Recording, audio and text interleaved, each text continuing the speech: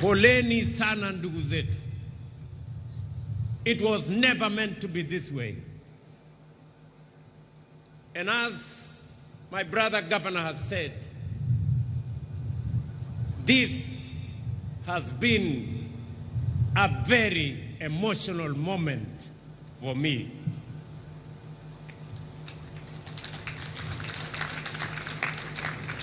I want to tell you the story of Bakaja Ibrahim Osman. He was born here in Wajir, east of this county in the early 1960s. His parents were born here, but for years, every time Osman went to apply for identity card, the most basic document of citizenship, he was treated not as a Kenyan, but as a suspect, an illegal alien. Every time he was asked for extra documents, subjected to additional vetting, and sent from office to office year after year. Osman was not alone. For more than 6 decades, this was the lived experience of hundreds of thousands of Kenyans in northern Kenya. Citizens were forced to prove they belong through a system built on suspicion, ethnic profiling, and bureaucratic humiliation. How could Osman and countless others like him be expected to pursue their dreams and build their future? The Constitution of Kenya says clearly, every Kenyan, regardless of their ethnicity, religion, or geography, deserves equal protection, equal dignity, and equal treatment under the law.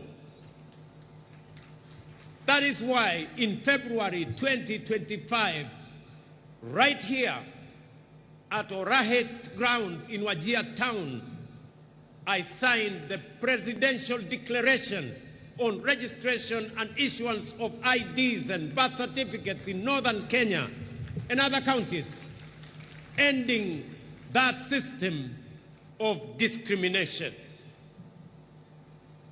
The results, ladies and gentlemen, are already being felt. Citizens like Abdirahman Ali Osman and Mariam Isaac Mohammed, both born in 2007 here in Wajir County, were among thousands of young Kenyans who turned 18 last year and walked away with their national identity cards. No hurdles, no extra documentation, no discrimination, no humiliation, just their rightful documents in their hands on time.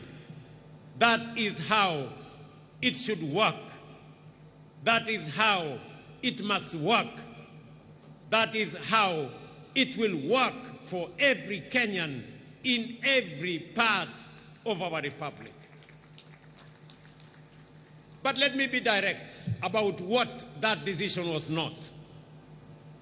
It was not an invitation for foreigners to acquire Kenyan documents illegally. Kenyan identity cards will only be issued to legitimate citizens of this republic. Our commitment to justice and inclusion goes hand in hand with our duty to protect the integrity of our national identity and the security of our country. We did not abolish verification of citizenship. We abolished discrimination. We abolished the targeting of entire communities simply because of their ethnicity or place of birth. A strong nation does not choose between security and justice. A strong nation protects both. That is exactly what we are doing. Today, people like Osman and Mariam no longer feel like strangers in their own country. They feel seen and heard. They feel recognized. They matter and they belong.